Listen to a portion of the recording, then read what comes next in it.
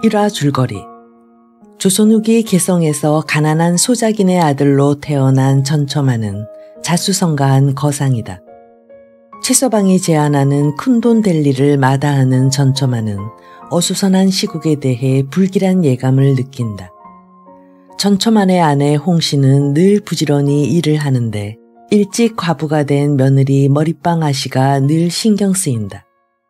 전처만은 홍씨와의 사이에 아들 셋을 낳았는데 장남이 총명하고 배포가 있어서 큰 기대를 걸었지만 일찍 병사해 장남의 유복녀이자 첫 손주인 태임을 각별히 아끼며 태임에게 거는 기대가 자목 크다. 태임을 앞세우고 둘째내로 간 전처만은 그곳에서 사환으로 일하는 이생원의 손주 종상을 보고 억제할 수 없는 흥분과 분노로 이성을 잃고 위해를 가하려 했지만 태임의 만류로 가까스로 자제한다.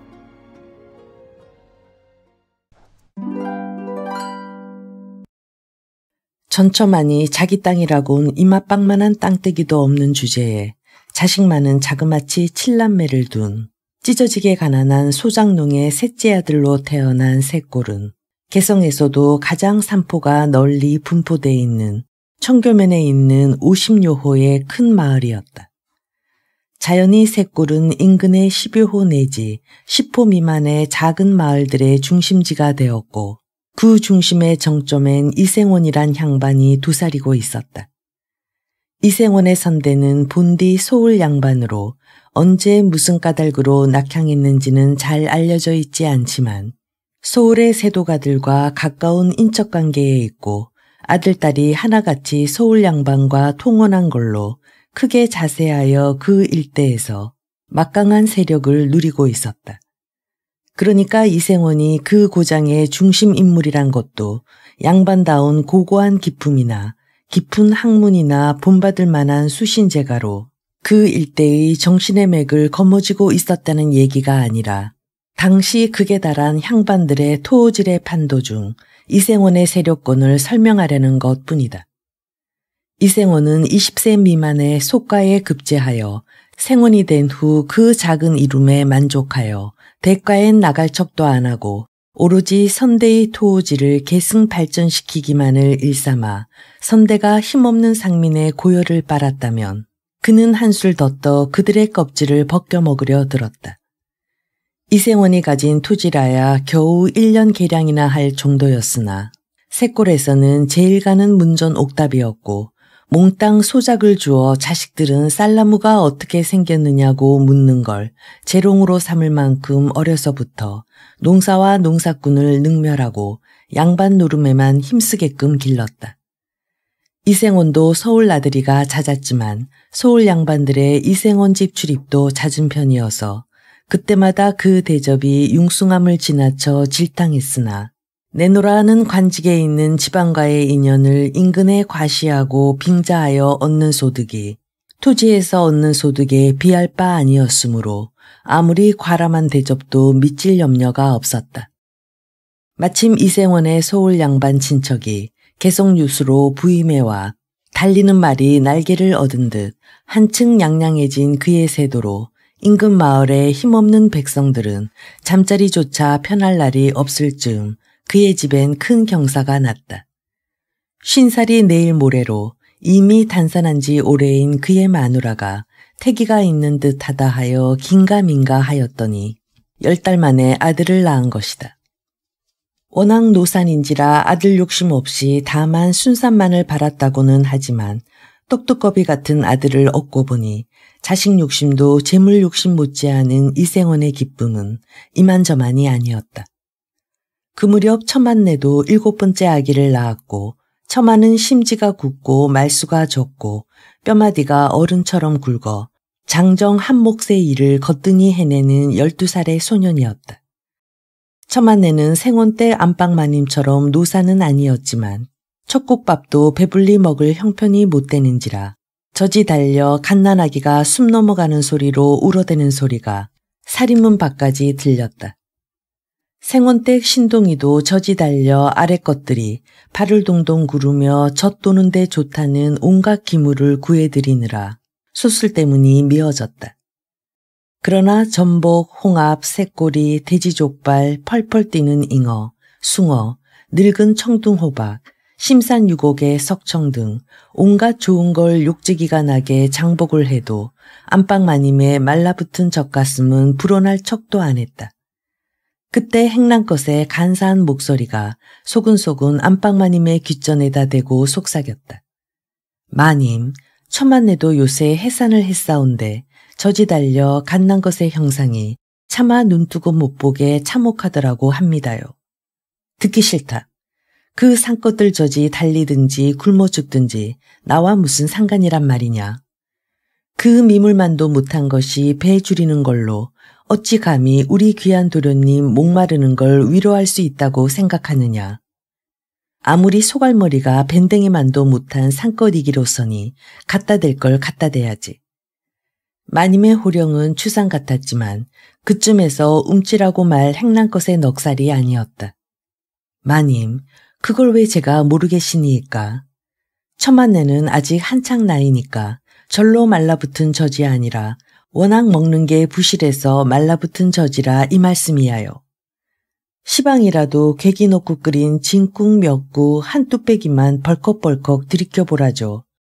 단박 뽀얀 젖을 곱배기로 뽑아낼 테니 두고 보시라고요. 내 인연, 누굴 약을 올리는 게냐. 내가 필시 늙었다고 나를 능멸하려는 수작이렸다. 아휴, 마님도 남의 말을 끝까지 들어보시지도 않고 화만 내시면 어드럭하니까. 제 말씀은 입쇼. 제 말이 거짓부렁인지 아닌지 천만내를 데려다 한번 증언해 보시고 나서 정말이거든 유모로 들이시라고요. 그 옆엔 내 변변히 얻어먹는 것도 없이 한 해 걸로로 자기 새끼를 그렇게 열어 뽑아내고도 살피듬이 그만한 걸로 봐서는 잘만 먹이면 두 아이 먹고도 남을 젖이 철철 샘솟을 테니 두고 보시라니까요. 그럼 우리 막내 도련님을 그 산것하고 같은 젖을 빨게 하란 말이냐. 그럼 어쩌겠시니까. 산것의 젖 아니라 짐승의 젖이라도 빌을 수 있으면 빌어다가 우선 귀한 도련님을 살려놓고 봐야 습죠. 여부가 있나. 그러나 그것의 자식하고 우리 도련님하고 한 젖을 빨게 할 수는 없네. 마님이 서슬푸르게 말하는 바람에 아부의 이골이 나서 혀가 바람개비처럼 돌아갔던 행랑것에 접시굽처럼 얇은 마음에도 문득 짚히는 게 있어 가슴이 덜컥 내려앉았다.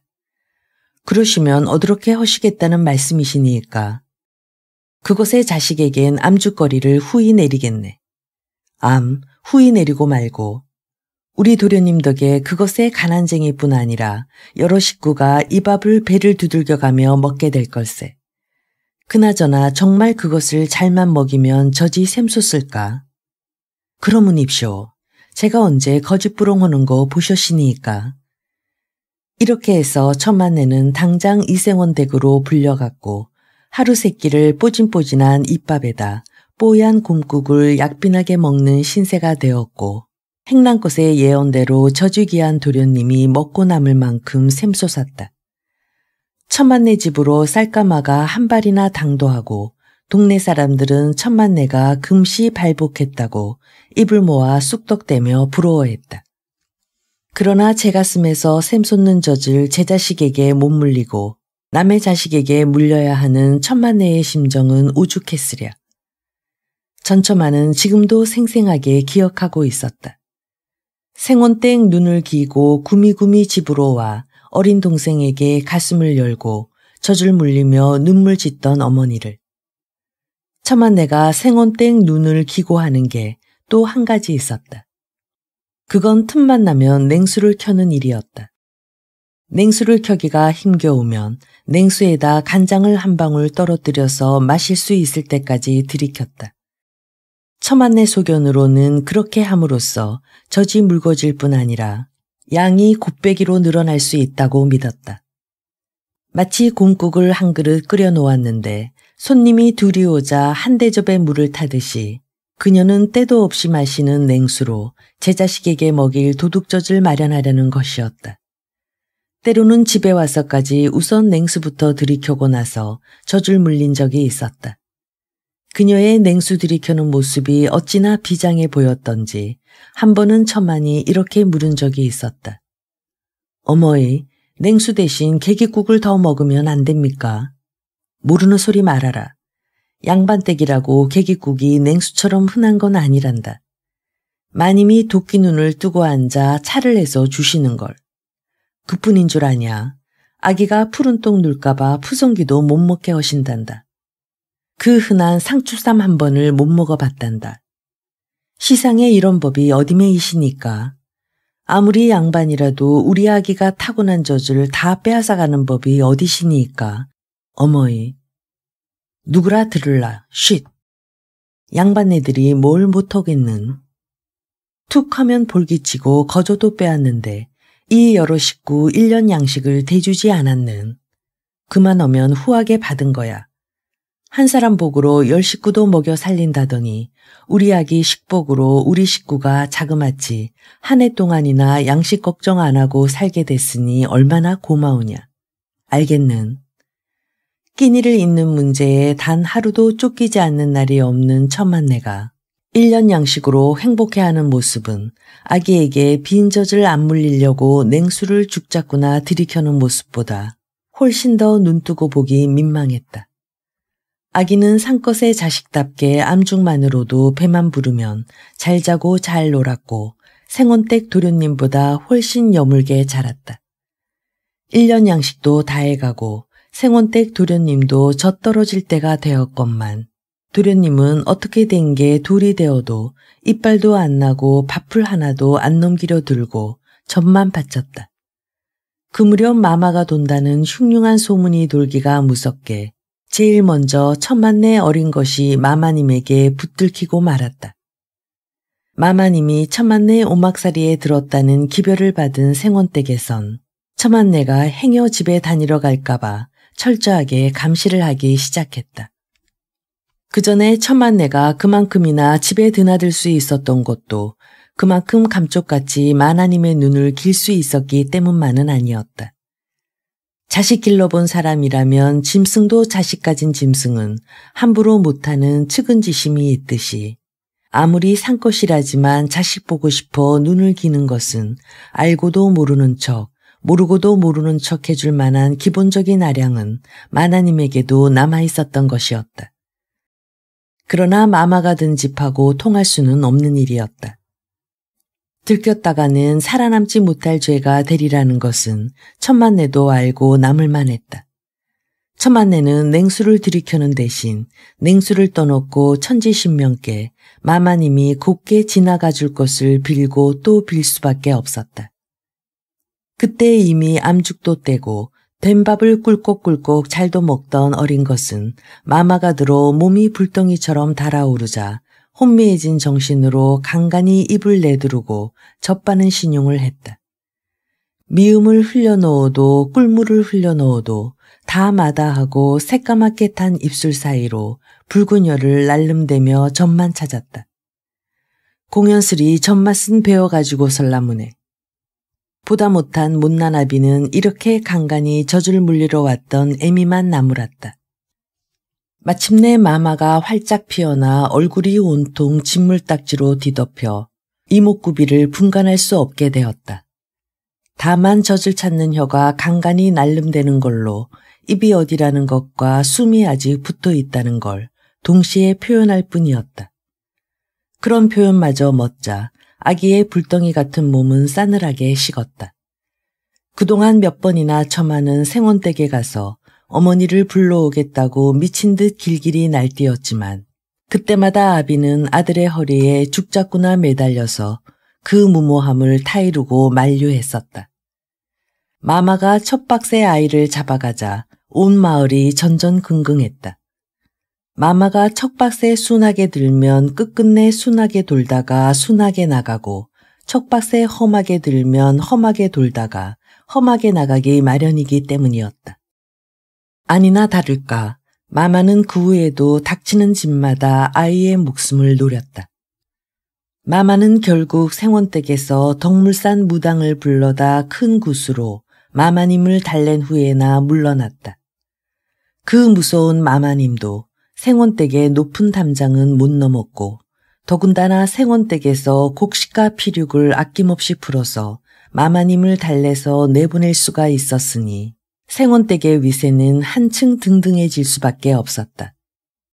마마도 가라앉고 생원댁 도련님 젖도 떨어지고 하여 집으로 돌아온 천만내는 어린 것의 죽음을 그닥 애통해하지 않았다.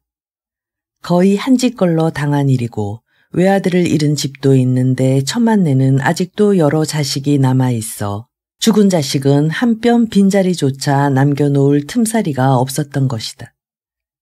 천만내의 꿈같은 횡재, 저절로 나오는 젖을 1년 먹여주고 10식구 가까이 1년 먹이를 번 일은 끝나고 다시 고달픈 품팔이가 시작됐다. 천만내는 사시장철 허리에다 종댕이를 차고 다녔다. 때를 가리지 않고 뿌리고 거두기 위해서였다. 그렇다고 사시장철 뿌리고 거둘 땅이 있는 것은 아니었고 논두렁에 떨어진 콩꽃들이나 채마밭에 남아있는 콩배기 하나라도 예사로 지나치지 않고 주워 담고 봉당 언저리건 뒷간 모퉁이건 남의 텃밭머리건 빈 땅만 보면 후비적 파고 씨 뿌리기엔 허리에 찬 종댕이와 그 속에 든 호미가 매우 유용했을 뿐이었다.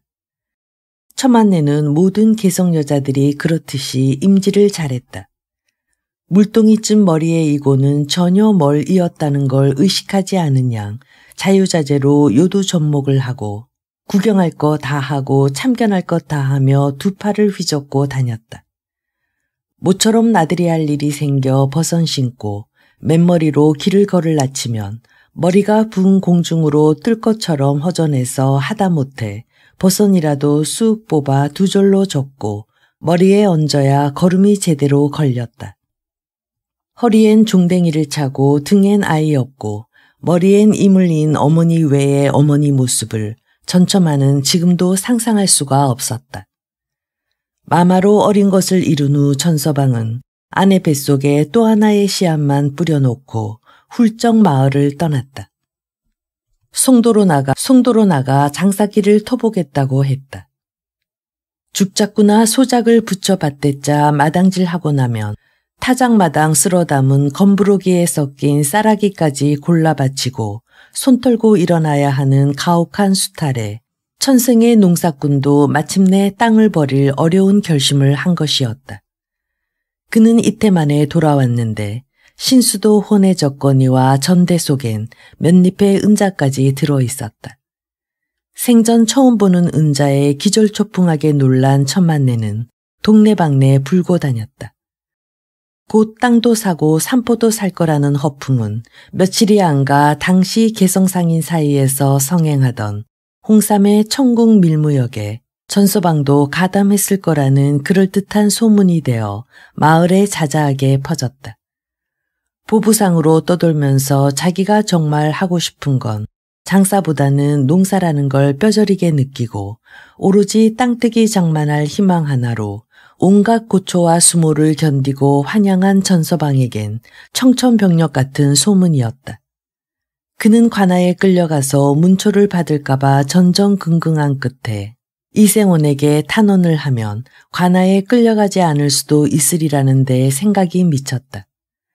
아직도 이생원의 친척이라는 서울 양반은 계속 뉴스로 있었고 그 연줄로 아전자리라도 하나 얻어 걸릴까 해서 청을 들이러 드나드는 무리가 이생원댁 문전에 줄을 잇고 있었기 때문이었다. 그는 붙들려 가기 전에 이생원에게 탄원해 보리라는 자신의 꾀에 스스로 감탄했고 미리 마음을 놓았다. 자기 막내 아들에게 젖을 먹여준 은혜를 생각해서라도 이생원이 그의 탄원을 괄시할 수 없으리라는 게 전서방의 순진한 생각이었다. 그러나 미처 청탁을 드리러 들어가기도 전에 이생원댁 하인들이 포졸 찜쪄먹을 기세로 들이닥쳐 전서방을 잡아갔다. 물론 관아가 아니고 이생원댁 사랑마당이었다. 종놈들의 우락부락 막대 먹은 버르장머리 없음과 정좌감 밑에서 꿈틀대는 이생원의 수치 짙은 눈썹과 비정하고 교만한 눈빛에 질린 전서방은 혀가 굳어져서 자신의 무고함도 아드님을 길러낸 제 철을 봐서라도 생호님이 이러실 수가 있느냐는 원망도 아래지 못하고 그저 온몸을 사시나무 떨듯 떨기만 했다. 전서방 따위가 이생원의 적수가 될 수 없었다. 이생원은 처음부터 전서방을 갖고 노르려 들었다. 여기서 100냥어치 인삼을 천국놈한테는 300냥, 400냥씩 받는다며.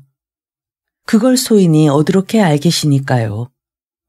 돈푼이나 있는 천국놈들은 아편을 담배처럼 피워서 몸뚱이를 망친다는데 아편으로 곪은 몸엔 홍삼이 직혈하더라. 그러니 5곱 아니라 10곱을 받아도 싸지. 안 그런가? 그러문 입시오. 그러문 입시오. 지당하신 말씀입니다요. 이놈, 뭐가 지당하다고. 떼놈과 내통에서 나라의 귀중한 재물을 팔아 사복을 채운 죄가 얼마나 크다는 걸 알고나 함부로 주둥이를 나불대는 거냐. 모르는 척 시침을 뗄 작정이냐. 아무리 무지랭이로서니 국법을 어기고 번 재물을 온전히 지낼 줄 알았더냐. 은큼한 놈 같으니라고. 억울합니다요. 생호님, 정말입니다요.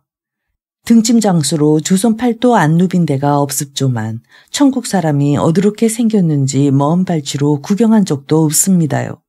정말입니다요. 어드렇게 감히 생호님 앞에서 가진말을 시킬 수 있겠습니까요? 그럼 외놈은 보았겠구나. 예, 외놈이라뇨. 내놈이 끝내 시침을 떼는 걸 보면 관아에 가서 문초를 받아야 이실직고 할 모양이로구나. 한 동네 사는 의리로 봐주려고 했더니 안 되겠구나. 아닙니다요, 나으리. 뭐든지 다 바른 대로 고할 테니 제발 소인을 관아로 넘기지만 말아주십시오. 예, 생호님. 떼놈은 못 봤다니 외놈은 어떻게 생겼는지 고하라는 밖에. 아이쿠, 생호님. 소인을 그저 죽여주십시오. 외놈한테 홍삼을 판 게 사실이렸다. 하긴 외놈이 떼놈보다 더 비싼 값으로 홍삼을 탐한다 하더라. 외국에선 홍삼이 무슨 병에든지 낫는 만병통치약으로 통한다니까. 게다가 건강한 사람이 먹으면 양기의 그만이라고 알려졌다니 호색하는 민족이 값을 안 아끼고 탐할만 하지. 10곱 장사는 실이 되었겠구나. 이생원의 말끝이 벼랑간 은밀해졌다. 그러나 전서방은 정신 바싹 차리고 허위적 될 밖에 없었다. 아이고, 생원님, 소인은 정말 모르는 일입니다요. 소인 같은 무지랭이가 어드렇게 외놈하고 장사를 틀 수가 있겠시니까. 아니 땐 굴뚝에 연기 날까. 소문이 자자한데도 끝내 잡아뗄 작정이냐. 그건 음해입니다요. 은자 몇 푼 벌어온 걸 시기하는 자들의 음해입니다요. 이제야 슬슬 실토를 하는구나. 그래, 내 놈이 무슨 수로 전대로 하나 가득 은자를 차고 환양을 하였더냐. 밀무역을 안 했다면 도둑질을 했느냐. 도둑질이라뇨, 생호님. 제발 굽어 살피시어 갈수록 당치 않은 말씀일랑 거둬주십시다요. 내 놈이 끝내 내 말을 당치 않는 말로 잡아뗄 작정이로구나. 그렇게도 강가의 곤장 맛이 보고 싶으냐. 생호님, 잡아뗄래야 떼는 게 아니라 첫째로 전대에 은자가 하나 가득이란 말씀이 당치 않사옵고 도둑질에 벌었다니 더욱 당치 않은 걸 어드럭하니이까.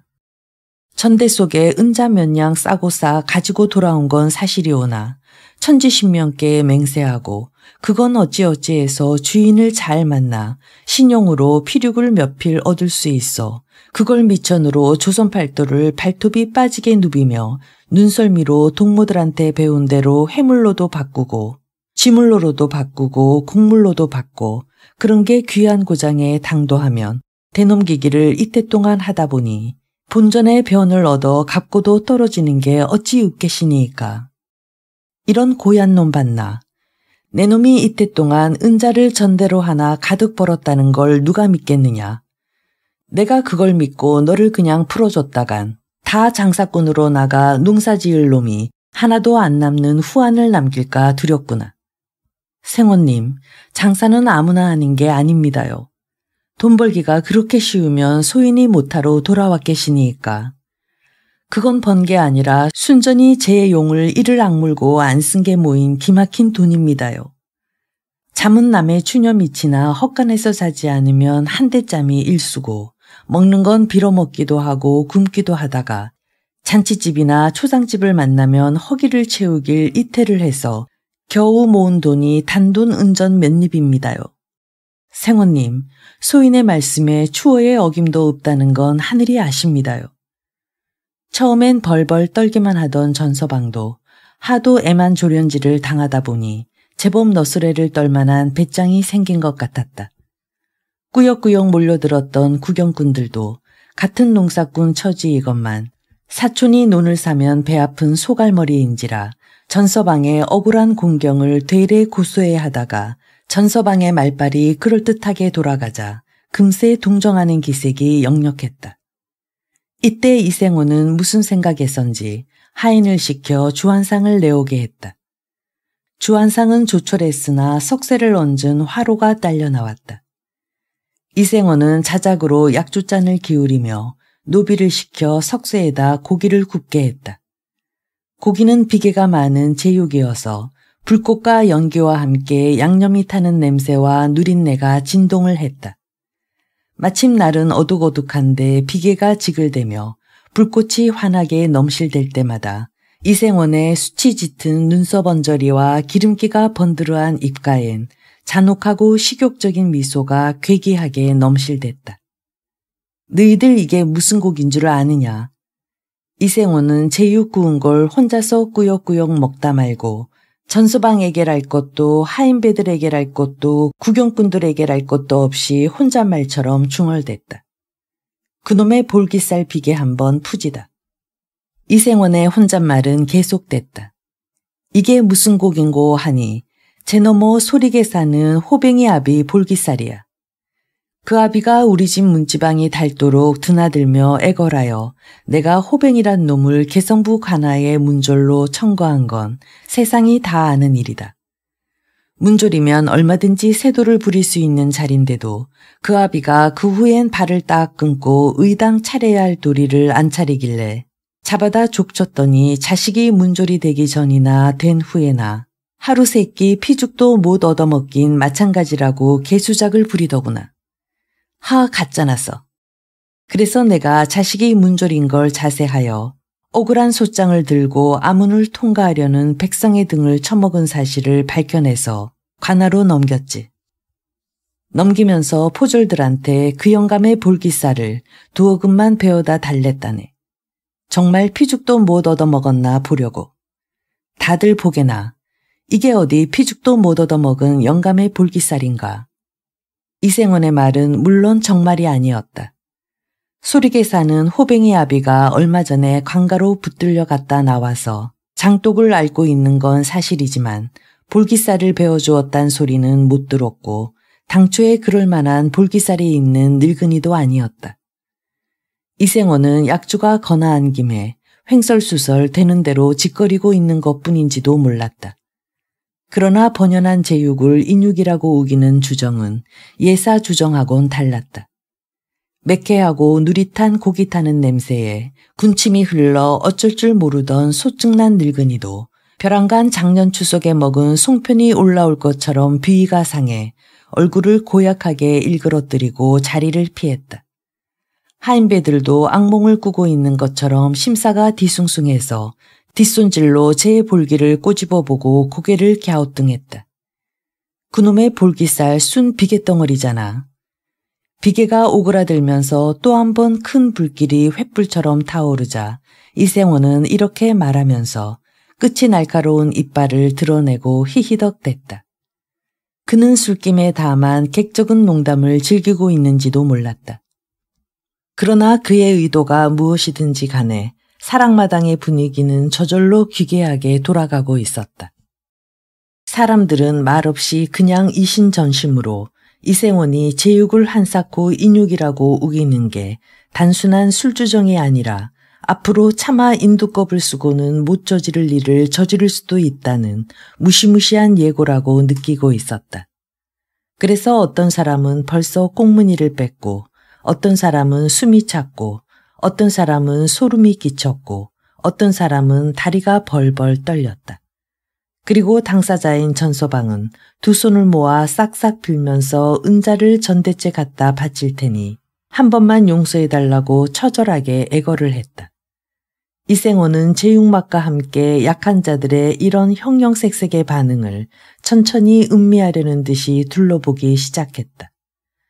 그때 둘러선 구경꾼들 사이에 천첨한 소년도 끼어 있었다. 처음부터 일의 진행을 낱낱이 지켜본 소년은 이생원이 제육을 인육이라고 우기자 정말 인육을 싣고 있는 괴물을 보는 것처럼 치가 떨렸다. 저런 끔찍한 괴물을 가만둘 수 없다는 힘찬 아우성과 분노로 뜨겁게 용소듬치는 젊은 피로 하여 소년의 몸뚱이는 곧 파열할 것 같았다. 그러나 소년은 꼼짝도 할 수가 없었다. 겁이 났어도 아니고 때를 기다렸어도 아니었다. 너무도 엄청난 분노와 증오는 정지한 것 이상의 표현을 불가능하게 했을 따름이었다. 소년은 숨도 안 쉬는 것처럼 경직된 채 꼼짝을 못하고 서 있었다. 그러나 돌파구가 전혀 없는 것은 아니었다. 그의 두 눈이야말로 그의 분노와 증오에 피할 수 없는 돌파구였다. 그는 스스로도 그걸 느끼고 있었다. 그는 자기의 눈이 이생원을 향해 불길을 내뿜고 있는 것처럼 비수를 겨누고 있는 것처럼 느꼈다. 눈빛만으로 능히 이생원을 살해할 신통력을 믿으며 소년은 이생원을 노려보았다. 설사 신통력을 믿을 수 없다 해도 소년은 그 일을 멈출 수가 없었다. 소년의 눈빛이 불길이 되고 비수가 된 건 전혀 소년의 의지와는 상관없는 일이었다. 자작으로 술을 마시면서도 질탕한 잔치판에 상객이 된 것처럼 흥겹게 취한 이생원의 몽롱하면서도 간교한 시선이 드디어 소년의 눈길과 부딪혔다. 이생원은 술이 확 깨면서 하마터면 술잔을 놓칠 뻔했다. 이생원은 치중답지 않은 말똥말똥한 의식으로 소년이 동시에 강렬하게 내뿜고 있는 불길과 비수를 분명하게 판별했다. 저런 고얀 놈 봤나? 저놈은 전서방의 자식 처만이 놈 아니더냐? 내 이놈, 내가 나를 죽일 듯이 노려보면 어쩔 테냐? 저런 발칙한 놈이 있나? 그래도 고개를 숙이지 못할까? 고개를 숙이기 싫으면 눈이라도 감으렸다. 얼른 눈을 감으라는데. 이생원이 고래고래 악을 쓰며 미친 듯이 날뛰었다. 그는 두려워하고 있었다. 상껏의 자식을 두려워하다니 말도 안 된다고 생각하면서도 가슴이 섬뜩하도록 두려웠다. 그러나 뜨거운 불길 같기도 하고 차가운 비수 같기도 한 소년의 눈길은 미동도 안 했다. 소년 자신도 어쩔 수가 없었다. 당장 죽인데도 눈을 감을 수가 없을 것 같았다. 깜빡일 수조차 없었다. 드디어 이생원이 화로에서 부젓가락을 빼들고 일어섰다. 흉악한 얼굴이었다. 내 놈이 그런 눈으로 나를 노려보면 어쩔래? 당장 물러가든지 꿇어 엎드리지 못할까? 저런 독한 놈 봤나? 내가 외눈 하나 까딱 안 하면 어쩔래? 좋다. 내 이 부젓가락으로 내 놈의 그 눈가를 빼놓고 말 테다. 이생원이 부젓가락으로 소년을 겨누면서 사랑마루를 천천히 내려섰다. 눈뜨고 못 볼 참상의 예감으로 내남직 없이 간이 콩알만하게 오그라들어 숨도 크게 내쉬지 못했다.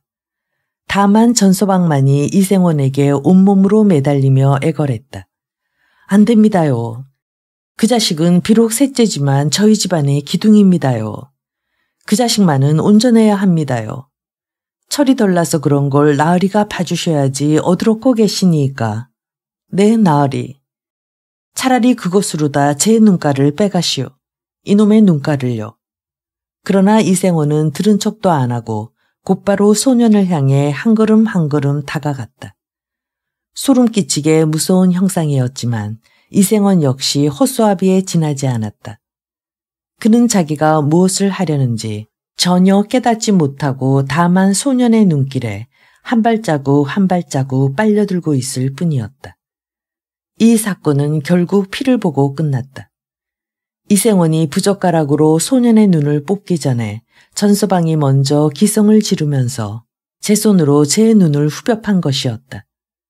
소년도 구경꾼들도 그제서야 비명을 지르면서 전서방에게 달려들었고 이생원도 악몽에서 깬 것처럼 식은땀을 흘리며 부젓가락을 내던졌다. 제 몸에 입히는 자애란 제 아무리 마음을 독하게 먹는다 해도 한계가 있는 법이어서 전서방도 눈을 찔렀을 뿐 눈알을 뽑아내진 못했다. 그러나 다친 두 눈 중 한 눈은 기어코 실명을 하고 말아 죽는 날까지 애꾸는 전서방이란 별명을 면치 못했다. 전초만 소녀는 아비의 상처가 아물기도 전에 새골을 떠났다. 아비는 소년에게 전대 속에 은자를 내주었다. 소녀는 그것을 구태여 사양하지 않고 그중 몇 입만을 받았다.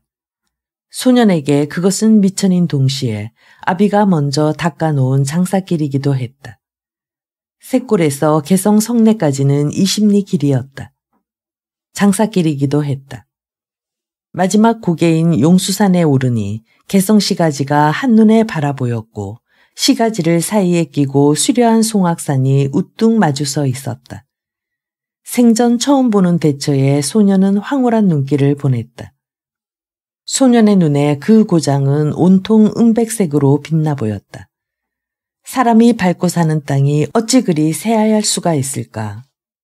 그 영화로운 이름이 사해에 떨쳤다고 전해지는 고려의 소울다운 위엄은 찾아볼 길 없었으나 어딘지 기품이 서린 고장이었고 상업의 중심지다운 활기가 소년의 심장을 울렁거리게 했다. 소년은 발 아래로 바라보이는 도시를 두고 엄숙하게 맹세했다. 큰 부자가 되리라고. 새골 땅을 다 살 만큼 돈을 벌기 전엔 절대로 용수산을 넘지 않으리라고. 맹세를 끝마친 소년은 자신의 피 속에서 먼 조상의 피가 살아 움직이는 걸 느꼈고 그런 느낌이 소년을 자신 있고 늠름하게 했다. 소년의 먼 조상 역시 같은 맹세를 하고 있었다. 의롭지 못하게 비롯된 새로운 왕조에 나아가 벼슬을 함으로써 만국의 한을 더욱 욕되게 하느니 차라리 돈을 벌자. 새로운 왕조의 이념인 유교가 가장 능멸하여 거들떠 보지 않는 장사꾼이 되어 돈을 벌자고. 안에서 계집종이 점심상 받았으니 듭시라는 전가를 해왔다. 왜 태임하고 겸상을 보지 않고 전초만은 외상을 받고 나서 옆에서 시중을 들려는 둘째 며느리에게 불만스러운 듯이 물었다. 아버님도 어드럽게 그럴 수가 있겠시니까. 그녀도 시아버지의 태임에 대한 유별난 편애를 알고 있었고 늘 그걸 불만스럽게 여기고 있었지만 감히 입 밖에 내진 못했다. 태임이도 편수를 좋아하느니라. 염려 마십시오. 창간에서 사촌들하고 같이 먹게 두루기상을 봐놨습니다요. 나박지가 시원하구나. 전처만은 도무지 식욕이 나지 않아 두어 번 김치국물만 훌쩍거리면서 말했다. 영감은 음식 솜씨 칭찬이 듣고 싶어 잔뜩 기대하고 있는 며느리의 존재를 잠시 잊고 생각에 잠겼다. 문수의 자식놈이 내 집 사환으로 들어올 줄이야. 문수는 바로 그의 어머니의 젖을 얻어먹고 자란 이생원의 막내 아들이었다. 젖을 빼앗긴 동생의 이목구비를 분간할 수 없을 정도로 진물과 딱지를 뒤집어 쓴 얼굴과 죽는 순간까지 젖을 찾아 날름대던 붉은 혀가 생생하게 떠올랐다. 아버님, 제육 좀 드십시다요. 솜씨 칭찬에 언제나 자상하던 시아버지가 오늘따라 맛을 알고 드는지 모르고 드는지 분간을 못하게 무덤덤한 식사를 하자 며느리가 참다 못해 이렇게 채근을 했다. 그녀가 삶아서 눌렀다가 썬 제육 편육을 전 영감은 특히 좋아해서 덕물산 도당굿대 최영 장군에게 바치는 돼지고기, 이 나라에서 가장 맛있는 고기로 치는 유명한 고기보다 맛있다는 최고의 찬사를 아끼지 않았었기 때문이다. 그러나 전 영감은 제육 소리에 눈살을 찌푸리더니 화를 버럭 냈다. 치워라. 썩. 꼴보기 싫다. 그러더니 편수도 반그릇이나 넘어 남기고 수저를 놓는 게 아닌가. 시아버지의 젊은이 못지않은 식탐을 아는지라 곧 한 그릇 더 대령할 수 있도록 불을 아주 꺼뜨리지 말고 양지머리 국물을 민근히 끓이고 있으라고 일러놓고 있던 며느리는 크게 실망하고 행여 뭘 잘못했나 싶어 어쩔 줄을 몰랐다. 잘 먹었다. 상 물리거라. 아버님, 편수 소간이 안 맞았으면 진지를 조금이라도 잡수시지요. 곰삭은 게장이 여간 별미가 아니올시다요. 아니다. 편수 소간이 안 맞긴. 누구 솜씨라고. 전영감은 뒤늦게 며느리 솜씨 칭찬을 빠뜨린 걸 깨닫고 이렇게 마지못해 비위를 맞추었다. 그래도 뭐든지 더 권하려고 안달을 하는 며느리가 부담스러워 전영감은 얼른 자리를 뜨면서 말했다. 내 먼저 전에 나가 있을 테니 태임은 김심 먹고 나거든 내보내려무나. 참 김심 먹던 마다 내보내지 말고 너희 아이들하고 조금 놀리다 내보내는 게 좋겠다. 그 아이가 늘 혼자서만 지내서 너무 일찍언이 어른 흉내만 내는 것 같아 불쌍해서 그런다. 며느리는 속으로 이 집 손자 손녀는 이름도 제대로 몰라 늘 너희 아이들이라고 훗두루 몰아 부르면서 태임이한테만은 지나친 자상함을 드러내는 시아버지가 야속했지만 감히 내색하진 못했다. 전엔 청포전에 젊은 도중들이 모여서 세상 돌아가는 얘기를 하고 있다가 전영감이 들어서자 모두 일어서서 공손히 맞았다. 부성이는 점심 전에 전에서 있었던 일을 도무지 이해할 수가 없었지만 그 일로 아직도 아버지의 심사가 울적하다는 것만은 헤아릴 수가 있어 될 수 있는 대로 가벼운 이야기거리에 아버지를 끌어들이려고 애썼다. 아버님, 이 사람이 엊그제 한양을 다녀왔는데 아주 큰 봉변을 당할 뻔했다지 뭡니까요? 자네도 아마 양인을 본 게로구만. 전영감이 시큰둥하게 넘겨짚었다. 아니, 아버님이 그걸 어드렇게. 더 알아맞히련. 양인이 길에서 헐레를 붙었겠지. 아닙니다요. 저희들끼리 홀레를 붙고 싶으면 붙으라죠. 어차피 일륜을 배우지 못한 오랑캥거립쇼. 그까짓 거 우리들한테 봉변이 될 게 뭐 이시니까. 그게 아니급쇼 아버님. 이 사람이 양인에게 혼을 빼앗길 뻔했다지 뭡니까? 혼을? 어드렇게. 아버님도 그들의 그 신기한 기계에 대해선 모르셨군요. 그럼 양인들이 사람 혼을 빼앗는 기계를 가지고 다닌단 말인가? 글쎄 그렇다니까요. 남의 혼은 빼앗아다 못에 쓰려고. 사람은 각기 제 혼 하나만 제대로 간수하면 되거늘. 그건 인륜과 분수를 아는 우리나라 사람 생각입죠. 인륜보담은 편리한 기계를 덧치는 양인 속셈을 우리가 무슨 수로 짐작이나 하겠시니까. 그런 기계를 자네가 눈으로 직접 보았는가? 보다마다요. 혼을 빼앗길 뻔했다니까요. 어드렇게 생긴 기계인데 목에 걸고 다닐 수 있는 요만한 까만 상자각인데 가운데는 동그란 눈이 하나 달렸었고요. 그게 혼 빼는 기계라는 걸 자네는 어드렇게 알아봤는가? 우리나 모르고 있지 한양 사람들 사이에선 벌써 소문이 자자한거립쇼. 그걸 목에 건 양인이 나타나면 혼비백산에서 도망치느라고 난리고 철없는 아이가 모르고 도망을 안 치면 애미가 차라리 제 혼을 빼앗길지언정 자식만은 구하려고 뛰어드는 모습이 처절하다 합니다요. 그러니까 다들 그 혼 뺏는 기계를 믿는단 말이지. 안 믿는 사람도 더러는 있었답니다요. 일부러 당해본 사람도 있었급쇼. 일부러 당해보았다면 그 기계의 성능을 알아보았을 게 아닌가. 여부가 있나요? 겁없고 의심 많은 한 친구가 글쎄 일부러 당하길 자청하고 났었더랍니다. 그랬더니 그 사람을 반듯하게 세워놓고 저만치 물러나더니 총을 겨누듯이 외눈으로 기계를 겨누더랍니다. 이윽고 기계에서 찰칵 소리가 나자마자 벌써 혼이 반쯤 나간 것처럼 정신이 멍하더래요.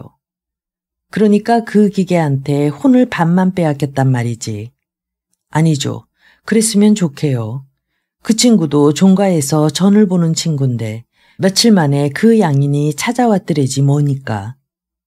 제가 빼가진 혼을 여발한 듯이 가지고서요. 그 친구 말고도 여럿이 함께 봤는데 영락없는 그 친구 화상이 찍혔더랍니다. 혼백이니까 빛깔은 없이 뿌연 연기 같더래요. 제 혼백을 제 눈으로 똑똑히 본 그 친구 심정이 오죽했겠시니까. 그 후 그 친구는 어드렇게 되었나. 신앙고난 앓다가 석 달 만에 죽었다고 합니다. 잘 죽었죠. 사람이 혼백 없이 살아봤댔자 죽은 목숨보다 나을 게 뭐 있겠시니까. 이 나라가 어찌 되려고 양인들에게 문을 열었는지 참말로 한심한 노릇이 어디 한두 가지여야죠. 여태까지 듣고만 있던 그중 젊은 도중이 입맛을 쩍쩍 다시면서 참견을 했다. 우리네 장사꾼이야 나라 형편이 어찌 되든지 상관할 게 뭐 있나. 정치의 혼란기가 장사꾼한테는 한몫 잡을 수 있는 바라던 기회였던 게 어디 한두 번이었나. 난 안 그렇게 생각하네. 각지에서 일어나는 민요로 전 재산을 잃거나 불태워버린 송방이 적지 않단 소문도 못 들었나. 참 아버님, 부성이가 갑자기 정색을 하더니 좌중 눈치를 살피고 나서 말을 이었다. 이렇게 납신 김에 새골에도 잠시 들르시면 안 되겠시니까. 왜? 이성인의 산포에 무슨 일이 있다더냐? 아닙니다요. 그런 건 아니었고 소문이 하도 이상해서요. 뭔 소문인데? 이성인의 산포뿐 아니라 크고 작은 산포마다 타간에서 온 수상한 거강꾼들의 출입이 부쩍 잦다는 소문이 어째 마음에 걸려설라문이에요. 이성이가 근래에 다녀간 일이 있는? 아닙니다요. 걔가 어디 요즘처럼 바쁜 철에 산포 비울 앱니까? 또 얘까지 왔다가 아버님 안 뵙고 갈 애도 아니고요. 안 그래도 새골 일이 궁금하던 차였다. 내 횡하니 들렀다오마. 실은 너한테도 의논하고 싶은 일이 있어 들렀다만 손님들도 있고 흔히 있다 보자. 이십리길입니다. 아버님, 하룻밤 묵어오시지요. 머나먼 의주길도 내 걸음이 너희들보다 빠른 거 모르는. 해안에 다녀오마. 그러시면 테이밍 그냥 안에서 놀리도록 하십시다요. 그러는 게 좋겠구나. 아니다. 앞세우고 가고 싶다. 그까짓 거 당일치기 못하면 대수냐. 태임이도 새골을 좋아하거든. 그 애가 좋다면 며칠 묵었다 올지도 모르겠다. 그리 알고 큰 집에 그렇게 정갈허렴. 태임인 새골 막내 삼촌 댁에 가자는 할아버지의 말에 다소곳이 따라 나섰지만 그전처럼 좋아라고 깡총거리지를 않고 신중했고 반듯한 이마엔 나이에 걸맞지 않은 우수가 그림자처럼 드리워져 있었다. 종상이 때문인가? 나이값도 못하고 어린 것한테 그런 꼴을 보여주다니. 아니지. 태임인 뭐든지 알고 있어야 해. 전처마는 어린 손녀의 팔자에 깊이 관여하고 싶어하는 자신이 딱했지만 억누를 수가 없었다. 몇 번 할아버지와 동행한 적이 있는 태임은 말없이 고난문 쪽으로 길을 인도했다. 아니다. 오늘은 용수산으로 해서 가자. 너도 이만치 자랐으니 용수산을 넘을 수 있을 게다. 네, 할아버지. 그가 처음으로 개성시가를 바라보던 그 자리에서 태임이와 함께 그 아름다운 고도, 은빛으로 빛나는 고장을 바라보고 싶었다. 그러나 전처마는 그의 이런 속뜻을 감추고 짐짓 쾌활하게 이렇게 말했다. 이맘때가 용수산이 가장 아름다운 때란다. 싱아도 한참 먹을 만한 때지. 용수산엔 싱아가 많을걸. 태임이도 싱아를 좋아하자. 네, 할아버지. 그래, 계집 애들은 다 싱아를 좋아하지. 아 녀석들은 칡뿌리를 좋아하고. 칡뿌리도 이맘때가 제일 단물이 오를 때지. 용수산 고개는 가파랐다. 개성시가를 한눈에 내려다볼 수 있는 마루터 훨씬 못 미쳐서 태임은 할딱이며 뒤처지기 시작했다. 쉬었다 가련. 조금 더 올라가면 샘터가 있는데 거기서 쉬려 했더니 안 되겠구나. 전영감은 태임의 이마에 밴 진땀을 무명수건으로 닦아주며 말했다. 땀을 닦아줄 수 있어도 우수를 지워줄 수 없는 게 전영감은 못내 가슴 아팠다. 4월 8일이 며칠 안 남은 용수산은 한때 온 산을 새빨갛게 물들였던 진달래가 지고 바야흐로 잎이 피어날 시기였다. 그러나 수수꽃다리는 꽃이 한창이어서 그 향기가 숨이 막히게 짙었다. 태임은 마냥 다리를 쉬고 앉아 한 손으로 풀을 쥐어뜯고 있었다. 그 목고개의 선이 애처롭도록 고왔다. 태임이 가만가만 떨리는 소리로 노래를 부르기 시작했다. 앞산에는 빨간 꽃녀, 뒷산에는 노란 꽃녀. 빨간 꽃은 치마 짓고 노란 꽃은 저고리 지어 풀 꺾고 머리 허고 게딱지 솥을 걸어 흙가루로 밥을 짓고 솔리풀랑 국수 말아 풀각시를 절시키세. 풀각시가 절을 하면 망근을 쓴 신랑이랑 꼭지꼭지 흔들면서 밤주먹에 물 마시네. 구슬을 굴리듯이 맑고 고운 목소리가 전처만의 심금을 미묘하게 휘저었다. 아, 전처만은 지난날 북경거리에서 본 양인 남녀처럼 거리낌 없는 애정 표현을 손녀와 나누고 싶다는 갈망을 억제하느라 무겁게 신음했다. 할아버지가 싱아 꺾어다 주련. 전처만 영감은 두루막 자락을 허리까지 걷어 올리고 풀숲을 헤쳤다. 싱아가 연하고 맛있을 철이었다. 싱아는 지천으로 있었다. 상수리 나무 사이로 아름다운 장기가 푸드득 날며 큰 소리로 울었다. 까투리를 부르는가 싶어 영감은 숨을 죽이고 기다렸다. 그러나 까투리의 모습은 보이지 않았다.